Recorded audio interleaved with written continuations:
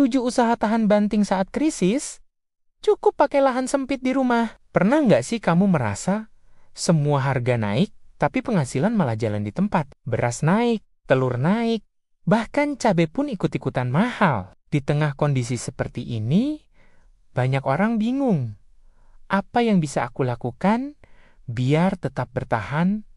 Jawabannya bisa jadi ada di halaman rumahmu sendiri. Karena ternyata ada usaha-usaha kecil yang tetap kuat meski krisis melanda. Bahkan bisa dimulai dari lahan sempit tanpa harus keluar modal besar. Pada video kali ini, kita akan bahas 7 usaha tahan banting yang bisa kamu mulai dari rumah. Meski cuma punya lahan sekecil 2 kali 2 meter. Siapa tahu dari lahan sempit itu justru muncul sumber penghasilan baru buatmu. Nomor 1, menanam microgreens. Microgreens itu tanaman mini yang tumbuh dari biji sayuran seperti sawi, kangkung, atau bayam. Nggak butuh tanah luas, cukup rak kecil atau nampan plastik, dan bisa panen dalam 7-10 hari. Yang menarik, permintaan microgreens di kafe dan restoran sehat terus naik. Bayangkan, cuma dari pojok dapur, kamu bisa hasilkan sayur segar dengan harga jual tinggi. Nomor 2, kebun polybag. Kamu punya lahan sempit di teras atau balkon? Gunakan polybag dan tanam sayur yang cepat panen, seperti cabai, tomat, atau selada. Modalnya kecil, tapi hasilnya bisa untuk kebutuhan dapur sendiri. Bahkan bisa juga dijual ke tetangga. Kuncinya, rawat rutin dan jaga kesuburan tanah dengan kompos rumahan. Nomor ketiga, budidaya lele ember. Lele itu ikan paling tangguh. Nggak butuh kolam besar. Cukup ember atau tong plastik bekas.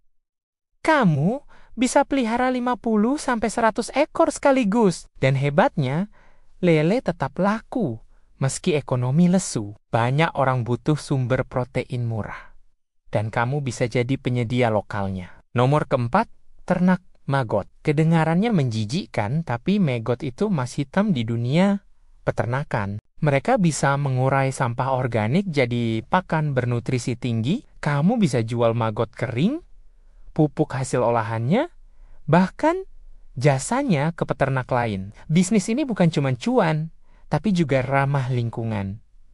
Nomor kelima, tanaman herbal dan aromatik. Jahe, serai, daun mint, dan kemangi. Siapa sangka tanaman ini punya nilai jual tinggi. Permintaan pasar untuk bahan herbal dan minuman sehat terus meningkat sejak pandemi. Dan kabar baiknya, mereka bisa tumbuh subur, meski hanya di pot kecil.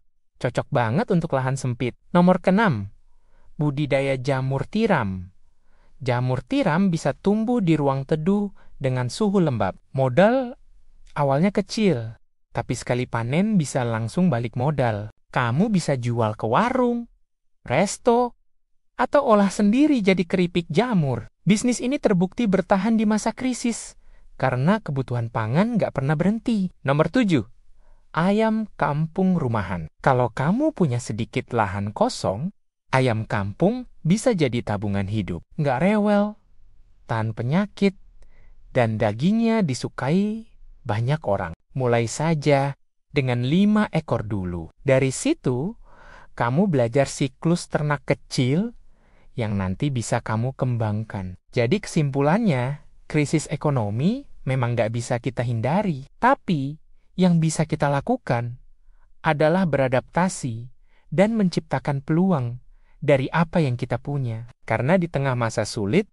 yang bertahan bukan yang paling kuat, tapi yang paling kreatif memanfaatkan sumber di sekitarnya. Jadi, mulai dari mana kamu hari ini? Jangan lupa like dan share video ini. Subscribe supaya kamu nggak ketinggalan tips bertahan hidup di masa krisis berikutnya. Sampai jumpa di video selanjutnya.